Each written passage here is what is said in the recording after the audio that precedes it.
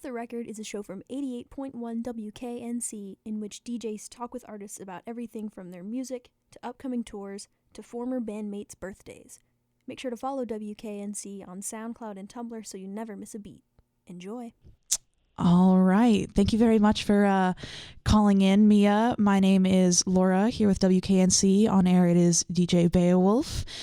It is very nice to talk to you and get to meet you digitally. How are you doing today? I'm doing good. See right now. So we've got like 3 hours and 40 minutes plus some pee breaks. Plus some pee breaks. So 3 hours, 40 minutes, maybe closer to 5. Yeah. We have small bladders. And you're coming out to Raleigh today, right? Yes, we are. Well, the City of Oaks is going to be very glad to have you. I believe you're playing at King's tonight. Oh, right.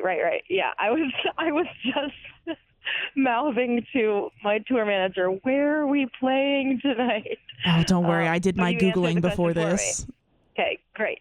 Yeah. I'm playing at King's. I've never been there. It's a cute venue. So WKNC hosts this 2-night fundraiser / concert series that we do every single year.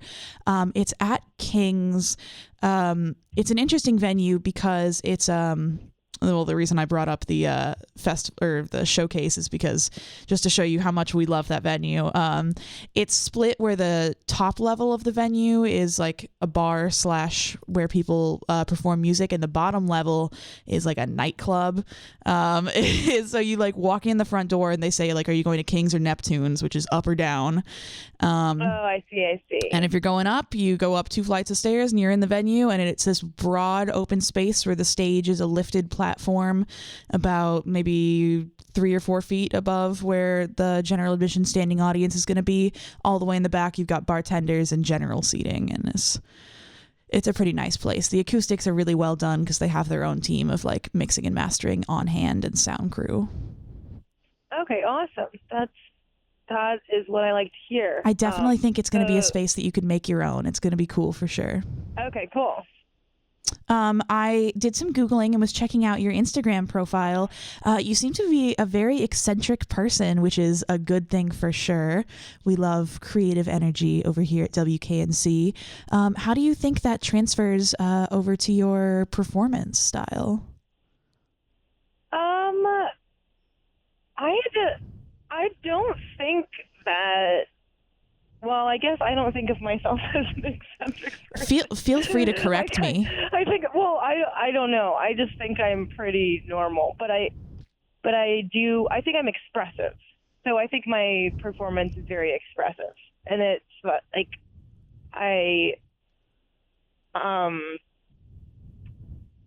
think that I like to have like an intention behind every song and trying to like communicate or express something. And I like to move a lot. I like to dance. So there's a lot of movement. But I think when I think of eccentric, I think of like people doing a lot of like kind of flashy and showy and kind of more like spectacle kind of things. That makes sense. And that's not really what the show is. It's more emotional, I think. No, I do love a good spectacle. I'm not hating on spectacle. But right now, I think this is the first headline tour that I've done. So it's really about the music. Like, I think maybe in the future, when I have more resources, there will be more of a production around it. But right now, it's just like all about the music, all about the emotion of the music, and it's just sounding the best it can be, and not a lot of like production or like flashy spectacle around it. Well, I definitely think regardless of the special effects component, or I guess sans special effects, you will definitely be bringing the flashiness.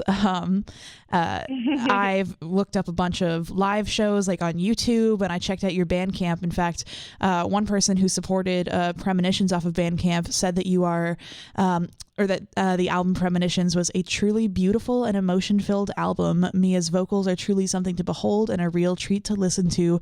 Would also highly recommend seeing her live. So I thought that was super cool and a pretty good, I guess, spokesperson comment for your music.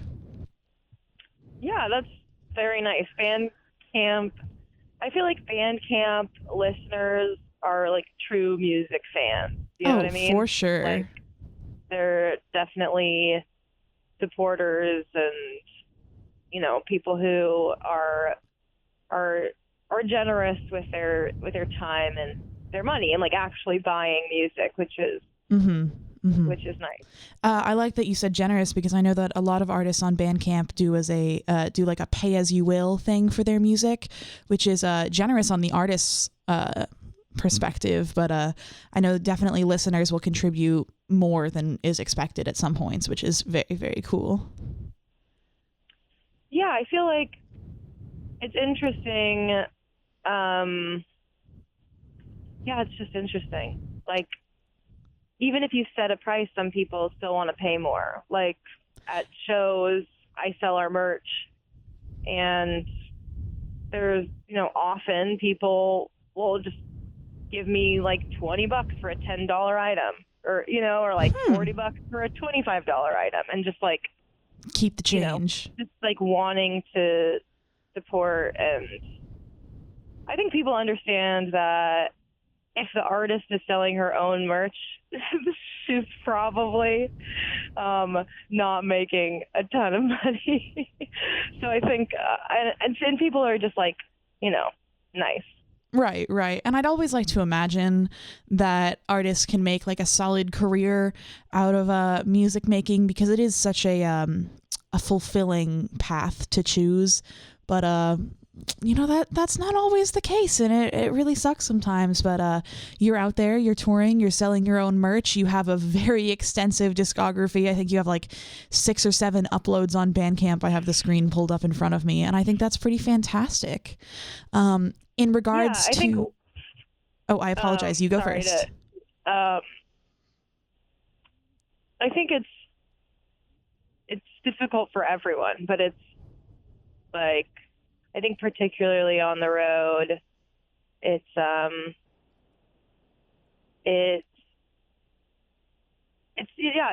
difficult to make money, and that's, I think, something that maybe people don't realize.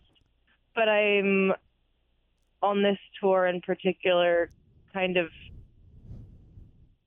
trying to just remember on both sides, like on our side as a band and me as an artist, and also from the audience side, it's difficult for both of us to get there. Like, for people to pay for a ticket, that's a lot of money for a lot of people. And then to get to the show, like taking a bus or taking their car or driving through snow or carpooling with someone, getting a ride, getting a carpool. And, you know, we're driving 4 or 5 hours through the snow. We're tired and our voices are sore. And you know, putting that all into perspective. But we showed up, and I think that's amazing. Absolutely. And it's something that I'm trying to like think about every time we play a show on this tour. How's tour been going so far? It's been awesome. I know you're coming all the way from Los Angeles, so did you start on the East Coast, or have you made your way over here gradually? No, we started in Santa Ana, California, which is where I'm from, and it's about an hour south of LA. We drove up the West Coast, so we did Santa Ana, LA, San Francisco, Portland, Seattle, and then from Seattle to Minneapolis, and then just been heading east and down to Canada, and then down. Now we're headed down across the other way, you know. So we went kind of like a loop up the West Coast to the north, across the east, and now we're kind of like starting to head back, and we'll end in Austin. Fantastic. I mean, we'll end in LA because we have to go home. Yeah, you have to come home, but the last show's in our- Austin. Our last shows will be at South by Southwest. Ooh, okay. If you cross paths with a band called Spud Cannon, give them some big love from WKNC. I know they're playing South by Southwest, and they've come through here a couple times. We love them. Okay. Yeah, on the off chance, Spud Cannon, like potatoes coming out of a cannon. Like potatoes. Okay, got it. But anyways, this is about Miya Folick and not Spud Cannon. And it could be about. We should loop them in. We could. They're rockers for sure. I think you'd actually like them. Not that your music is all that similar. They're from New York. I forget the exact city. They go to Vassar College. They're all students out there. Whoa, that's crazy. Why? I just think it's crazy to like be in a band at college. I think it's really, really common, but I wasn't, and I just think it's really cool when people that makes are sense. like doing it at that age. I wasn't. Yeah, I think lots of people in college do bands like for funsies, but Spud Cannon actually like touring and attempting to make a career out of it while also doing their undergrad. That's a task for sure. Yeah, definitely. But I mean, we were talking about that earlier, saying that like artists have to drive around for hours and hours in the snow, and people have to get to the shows. It's just another example of an artist's commitment to their craft and how impressive that is. Yeah. As far as your craft and your most recent album, Premonitions, like I said, I have your Bandcamp page pulled up in front of me, and there is a beautiful description on it, which I could recite, but I'd much rather hear how you feel about Premonitions. And of course, that's a loaded question, but if someone were listening to this and they had never heard of you before and you had just released this album, what would you tell them about it? Oh. Like I said, loaded question. There's a lot of things you could say. I probably wouldn't. I probably would be like, listen to it? I know. Listen to it maybe if you want to. I think, if you want to. I'd say it's like emotional music about honest things, and it's a lot about striving. So striving to live better, do better, live truer, be more honest, etc. And then sonically, it's kind of an eclectic palette. There's quiet moments, and then there's fuller moments, and then there's loud moments and raucous moments. But I think it's like a mixture of like organic and synthetic instruments, and usually people compare it to kind of like Mitski or like something? 90s rock. Well, a lot of like Cranberries and things like that. I think the Mitski comparison is lazy.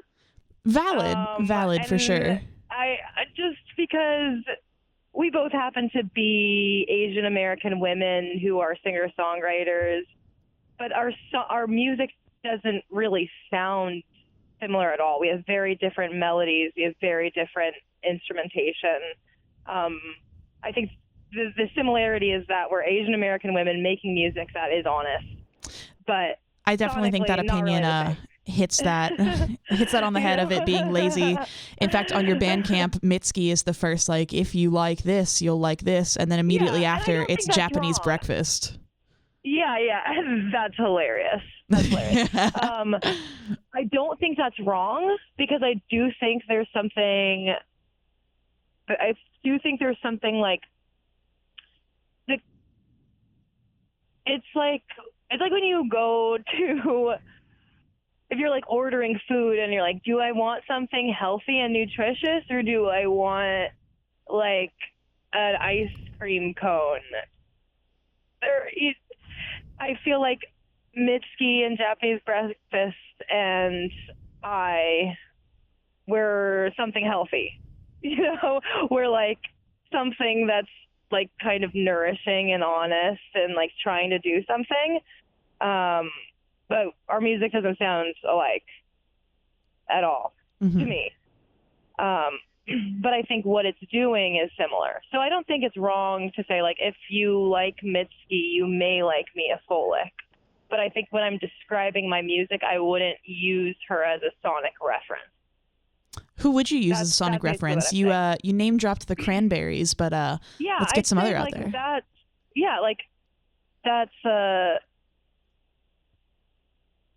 I'd say the Cranberries are a better sonic reference only because, like, the way, like, the vocal sits in the mix, like, the way the instrumentation is around the tracks is, like, definitely more like Cranberries.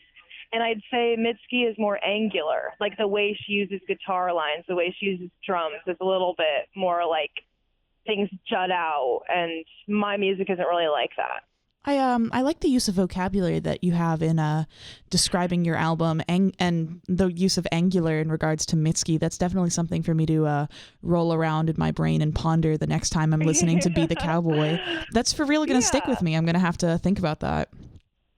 Okay. Yeah. I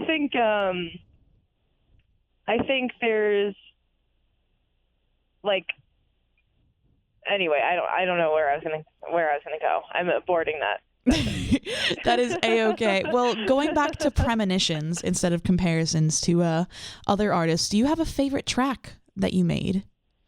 Obviously, it's hard. Like, it's like asking someone to pick a favorite child, but I guess I should say, do you have one that, like, means the most to you?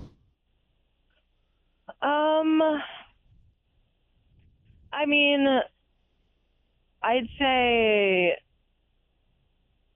to me, like, Thingamajig is a really special song, and it felt special writing it, and then, like, recording it felt, it was just one of those moments where you're like, this is cool. I feel, like, lucky to be a part of this, and it's kind of one of the only times I've really felt like, wow, I wrote this song. That's got to be a good feeling. Which is, it's a good feeling when I think about it. And then sometimes I'm just like, oh, this song again? I guess I have to sing this song again. Yeah, I mean, I guess when a song gets popular, like, it's got to get arduous to sing it over and over and over again. Yeah, and I think that's why, like, going into a performance with, like, intention of expressing something makes it easier, because then I'm not just like, oh, okay, I gotta sing this freaking song again. But nice censorship. I can when I'm thinking, like, okay, what is this song about? What am I trying to express? That makes it easier for me. And then it also means, like, I can change what I'm trying to express. So then it's not really like doing the same thing over and over again. Because if this day I'm like, okay, this song is about apologizing, then maybe on this day, like, this song is about proving something. It's just like it shifted a little bit for me mentally. It's basically like a trick I'm playing on myself to make it fresh. I was just about to say, whatever you got to do to keep it fresh and keep the energy and excitement there. I mean, I guess excitement's probably the wrong word, because Thingamajig can be interpreted for so many different emotions, but I guess keep the passion would be a better phrase. Yeah, and just, like, keeping it interesting, keeping it fun. I think it's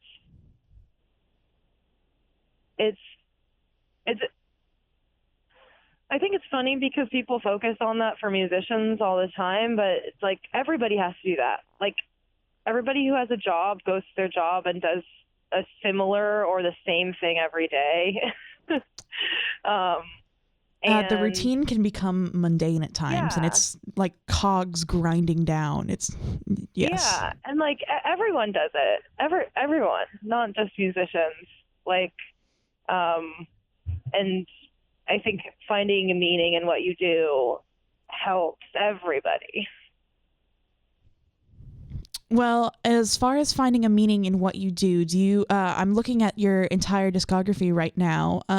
Do you feel as though the meaning for your creating music, has it changed since your first release, Strange Darling, in 2015, and then Premonitions now in 2018? Yes, definitely. I think it'll continue to change. When I made Strange Darling, it was like I was making it out of like desperation to make something. I felt like I'm not doing anything. What am I doing with my life? I'm useless. I was unhappy. I was lonely. I was in a bad relationship. I wasn't making anything, or I wasn't sharing anything I was making. I was like making things on my computer at home, bartending, just like working all the time, but not really, doing what I cared about. Yeah, and I just made out just like needing to make something. And I put it out not thinking anybody was going to listen to it. Not really with any sort of plan, or not really caring if there was a plan. And then, fast forward 3 years or 2 years, 3 years. Yeah, 2015 and 2018.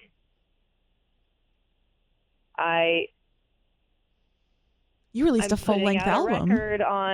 Full-length record with a label. So I no longer had I didn't have the luxury anymore of not caring if people listened to it or not. Like, I needed people to listen to it, but I also didn't want to make something like focusing too much on what I thought people would like. Obviously, I wanted to make something that I liked, but at the same time, like, I did think about the listener when I was making the record, and I didn't think about the listener at all when I was making the EP. And the record, I was thinking, because I had played many, many, many shows, and I had, I had received feedback, and I had kind of honed in on what kind of experience that I want to provide for an audience. And so when I came to making the record, I was thinking, like, okay, what do I want this show to feel like? What kind of emotional experience do I want to provide? Because it is like a service that you're providing. And then what do I want to experience on stage and in this album? And what do I want to express and what do I want to say? I think there was just like a lot more thought put into what the album sounded like, and very little thought put into the EP. It was more like it was just like emotional output. Like, what do I feel? What do I want this to sound like? What makes me feel good when I put this out into the EP? And then the album, it was all those things plus a little more planning, a little more intention. I always think it's really interesting to look at an artist's evolution going across their discography. And while you were saying all of that, I was reading the descriptions of all your different releases, Pet Body, Give It to Me, Dead Body, which, side note, I think it's a really cool comparison going from Pet Body to Dead Body, simply based on title, color scheme of the album covers and things. And just hearing you talk about your thoughts and feelings going into producing each of these albums it adds another layer of depth to the already beautiful descriptions that you put underneath each of them. And that's definitely very interesting for me to hear. And think about while checking you out. As far as the show tonight goes, will we be only hearing things from Premonitions? Or are you going to touch into your older stuff as well? We'll touch into... There are a few songs we play that are from my Give It To Me EP. I saw on Twitter today that somebody asked me to play Pet Body, but you gonna do it for him? We'll see. I don't know. We are not rehearsed for that song. Valid So point. Maybe I'll play a tiny bit of it, but just a teaser of it. Yeah, maybe just a teaser. But the set is a few songs from Give It To Me EP and then Premonitions, but we don't play anything from the Strange Darling EP. As far as the show goes tonight, do you know who your openers are? It's Barry. Barry has been on tour with us since Santa Ana, and they're a band from New York. They're awesome, so people should definitely get there early and listen to Barry. And they also just put out a single that you can listen to on wherever you listen to music. But it's Barry, Barrie. I would have expected Y, so I'll definitely have to check them out. Thank you for the spelling correction. Oh, yeah. IE. How did you get in contact with that band from New York? Is it through your label? It was through my agent. They just sent, we were going out on tour. I was actually just telling them this story. It's not that exciting of a story, but this is the story. We were on tour. We were on another tour, and I got sent just here are, 4 or 5 options to open for you for your headline tour. And I listened to them all, and I was just like, this is the one. These people seem nice, and the music's good. And they said yes, so we're here. We're out on the road. That is so cool. I just have a couple more questions. It's crazy, though, that you just we didn't know these people at all, and now we've spent so much time together. I think it's just kind of that's one of the greatest things about playing music is you just get thrown into these very intimate situations with people that you didn't know at all. That is very, very cool. I've always, since I was a child, I've always dreamed of going on tour, but who doesn't sing in their shower and go, oh, I want to be a superstar. But of course, with my obsession of music, I've read 10 million classic rock memoirs and hearing about artists who did not get along on tour, but were merely paired together because they're sonically similar. So I think it's really cute that you were able to handpick your opener and then you're shoved into that intimate setting and you guys get along, which is fantastic. Yeah. Just a couple more questions about you as an artist, because of course I could drawl on about your creativity and how excited I am for you to play in Raleigh tonight, but we don't need an hour-long interview. I guess one thing that really stands out for you is the iconography that you use for your album covers. Is that something that you come up with yourself? Yeah. I mean, this album was the first time I worked with anybody a creative director. The Strange Darling EP, I literally took that picture of myself in my bathroom. And the singles for God is Woman and Pet Body, those were photographs that were taken of me, and then I manipulated them in Photoshop to make those floating head things. Yeah. And then the Give It To Me EP, which is probably my favorite album cover. Thanks. my friend Waverly Mandel shot the photos of me, and then I photoshopped them and created the layout with the like people and and I hand carved a stamp to make the logo, which was really fun and super easy to do. And I didn't know that, but you can just get these like rubber stamps and these like are you talking about the little red like little give it to stamp. me thing? Yeah. Very It's cool. a stamp. Very cool. Yeah, and I encourage anybody who wants to make a stamp to just like go to an art supply store and get it, because it's really fun to do, and you can make as many as you want. I've got a pretty good friend. I made a lot before I got it right, because I at first didn't realize that you have to make it in a mirror image. I kept messing up. You do. Yeah, you have to do it backwards. And then I realized that that's really hard, and what I could do is I just didn't make it in a mirror image, and then I flipped it in Photoshop. So the stamp itself is actually wrong. It's like it's backwards. But it was too hard to make a mirror image, so that's what I ended up doing.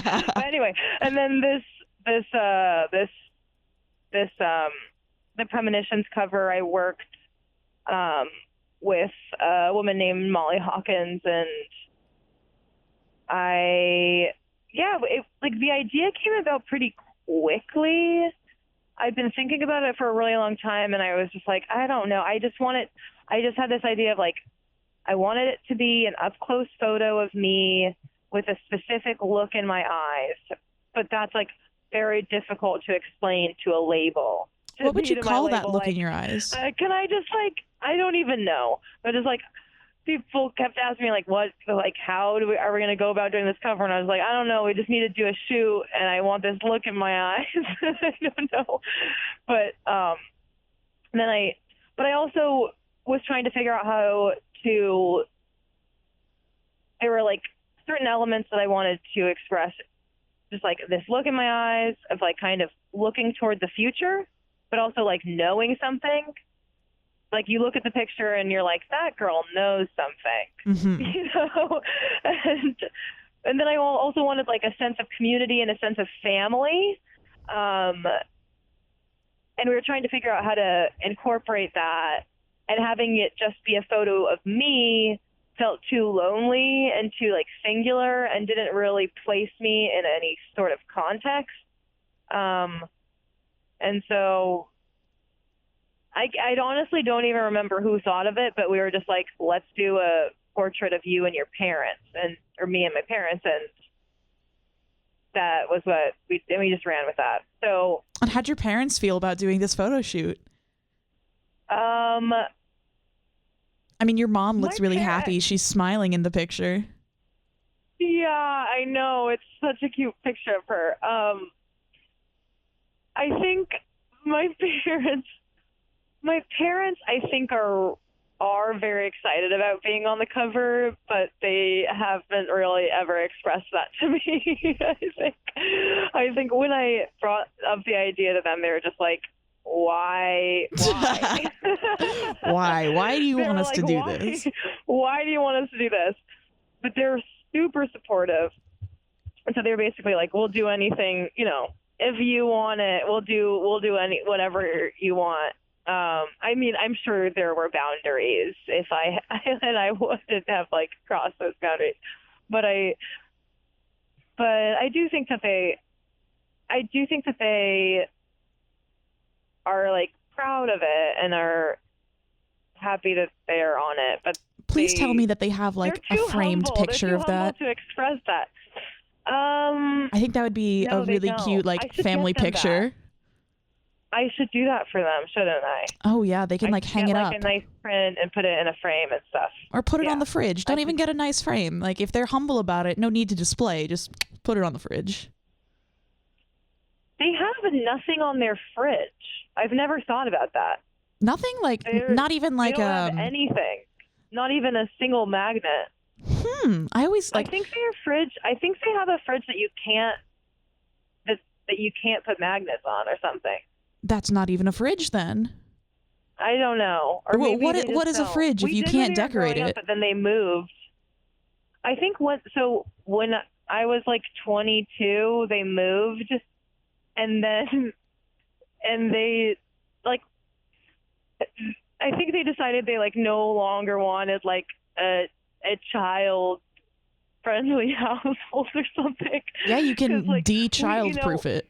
They de-childed their home. Like they used to have, we had like this door with all of our heights on it, like since we were kids, you know. That's cute. And like, you know, crayon on the walls and pictures all over the refrigerator. And now there's just like none of that.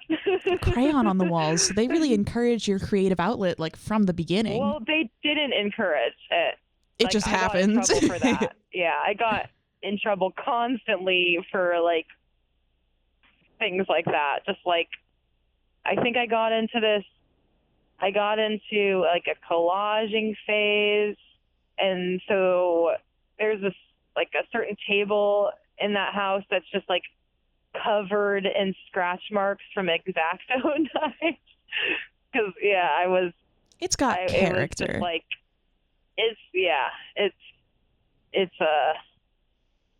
I'm more careful now, I think. Well, I mean, you're over 2 decades into the creative process, so I imagine there's definitely a learning curve with trying out all your different outlets, and maybe caution is one of those things that you can glean from experimentation. Yeah.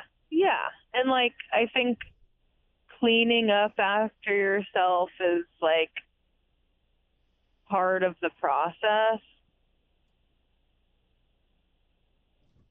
Definitely. I mean, yes, I sadly am not the most handy, crafty person. Both of my roommates are constantly making little things. When you were talking about your stamps, I was going to bring up that I've got a good friend who's living with me at the moment, and he did like wood carving stamps where he found an image that he liked, like whittled it out of like a block of wood and would then stamp it. And I've got a bunch of his like prints hanging in my room. It's ridiculous. You're reminding me that the reason I thought of the stamp thing was that my sister, when she got married, she married a man who's half Iranian, and his uncle created this like calligraphy that mixed his name with my sister's name. Ooh. And it's like very intricate, this calligraphy, and my sister hand carved that calligraphy into a stamp and hand stamped every invitation to their wedding. It was insane. But so she's the reason I like knew you could do it. And the stamp that I made was like way more simple than the one that she made. Do your siblings, I don't know if you have any others than your sister, but are they also creative? Calling people creative is such a corny phrase. Well, I think everyone is creative. Absolutely. I think we just kind of, there's like a hierarchy to the kind of creativity that people respect. But like, being able to like balance your career with a child is creative. Like, I think but my brother is like a sciencey person. He has 2 doctorates. Oh my God. And I'd say, most people would be like, oh, he's a sciencey person. He's not creative, but he's very creative. He has a very interesting mind, and it's very different from mine. And I will spend my lifetime trying to figure him out, And yeah, my sister, she works for anthropology at the urban headquarters in Philadelphia, and so she does have a somewhat creative job, though I think she'd say it isn't, but it is, and she works with beauty products. And then I also have a sister, Corey, my eldest sister, who's a doctor, and I think she's also creative, though I don't think she would say she is, but I think she is. and I think what is similar about all of us is like we're pretty like headstrong and kind of like Corey ran her first marathon as like a parent of 2 kids, which I think is insane. And she would like get up early and train for this marathon, which is, you know, it just takes like a certain kind of personality. And I think getting up early, exercising, siblings, like, and raising children is a trio of burning candles at both ends. And she's a doctor. Oh my God. Yeah. See, I always try to flex to people and I'll be like, yeah, I'm a double major in school right now. And then I hear people who have children running marathons being doctors and I know. I feel like my sister's, I just saw my sister and she was like, my sister who works for Urban, and she was like, how are you doing? You must be so tired. I'm like, you must be tired. You have a 2-year-old child and a full-time job. Like, I feel bad complaining about tour. I'm not raising a human, you know? It's like, it's interesting to me that, like, she can still have compassion for the things that I go through when she's, like, raising a human. I feel like nothing I do is raising a human. And I couldn't possibly. Well, you are impacting the lives of, I would posit, thousands of youths who are listening to your music, regardless of the accuracy of that number or not. I definitely think that the emotion that you put into the record is something that everyone who listens to it will be able to glean their own meaning from. So while you may not be directly raising a human, you're impacting the worldviews of other people who listen. And that's maybe not as hands-on of a job, but definitely a task in its own. Yeah, and it is interesting because it's interesting to me because I do meet people and people come up to me at shows and say these things to me like that are very personal and sometimes, you know, difficult to hear because people are going through difficult things. And it is hard to be like, okay, well, see you maybe never again. Yeah, and it's now I'm gotta be a difficult like, position. I'm worried about you, but I also just have to like move on. And it's just like interesting because it's like, it's definitely different than raising a kid because with a kid, you're like there all the time. Right. Or at least you should be. It's different from raising a kid in so many ways, but like specifically in that, like whatever the problem with that child is, like you will be aware of it or you will become aware of it and you can like be a part of, you know, fixing it or addressing it. And when you're sharing your music with people and people are like getting something emotional out of it, you can't You can't control that. It's already out in the world. Responsible for them beyond that, and it becomes difficult when you do feel like you are. Do you know what I mean? It's like you need to draw a line or you will go insane. Because the pressure of feeling responsible for all of these people, like that's especially, I don't know, I was just thinking about this recently because Bad Blood came on the radio.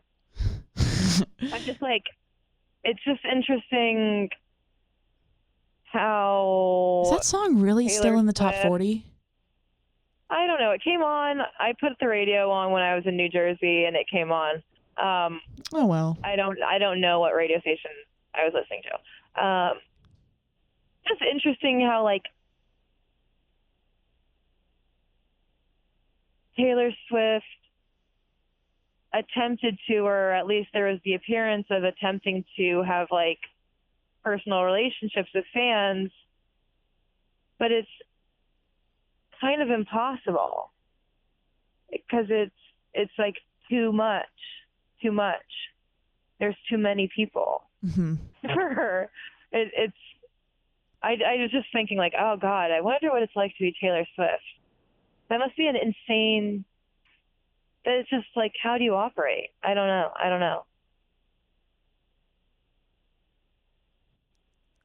there's so many avenues that you could apply that same mindset to, with just like the bigger and more popular or more powerful a person gets, the more diluted their like interpersonal pool of relations becomes, because you're doing so many things and there's so many people who want your attention that, like you said, it's impossible to form those relationships. And I know that lots of fans often like come up to artists after shows and kind of like use them as like an emotional dumpster. Like, thanks for making this music. Here's all of my problems. Yeah.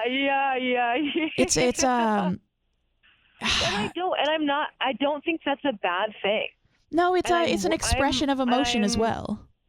Right. And you know what? Like, I just spent an hour dumping my emotions on you. I enjoyed listening to it. I'm like, you know what I mean? It's like, who am I to say, like, oh, don't lay your emotions on me, you know? Like, of course not. I did that. That's like what performing is. Like, so I can reciprocate it, but it's there are definitely boundaries that are there's definitely boundaries. Definitely you got to toe the line there. Yeah. Well, yeah. I will say we're hitting that 47-minute mark. So okay. I have sincerely enjoyed this interview, and thank you so much for offering me a glimpse into your expansive psyche and all the ways you see music, yourself, the world, fan interactions, the creative process, family, all of it. Thank you. This is a fun conversation. Yeah, I learned quite a bit about you and your music making process in this interview, and I hope your show tonight is fantastic. I hope it's well attended. I hope fans have nothing but good things to say. I hope you sell all of the t-shirts, and if you have any lingering pet body panties, I hope you sell all of those too. But thank you for talking to me, and big love to you and Barry on the rest of your tour, as I imagine you must be getting drained at this point. I think we're getting our second wind. There you go. That runner's high. We were feeling pretty drained right around like a few days ago, like 4 days ago, because it was cold, snow, sludge, rain. That is really draining for me. But right now, I mean, coming from the Sunshine State, you've got to need sunny. Yeah. I'm getting very pale. Well, I will say Raleigh's a clean 35 degrees today. The sun is out. It's not very windy, not raining, it's not snowing or anything. It is cold, but it's survivable cold. Okay, cool. Well, I'm looking forward to it. And nice use of the word at the cool. show tonight? I'm going to do my very best. I do believe we have DJ passes, so if I'm there, I'll be sure to say hello. Okay, yes. Come say hi. I will. Thank you so much for talking to me. You're going to rock it tonight, and congratulations on the success of your album. Okay, thank you.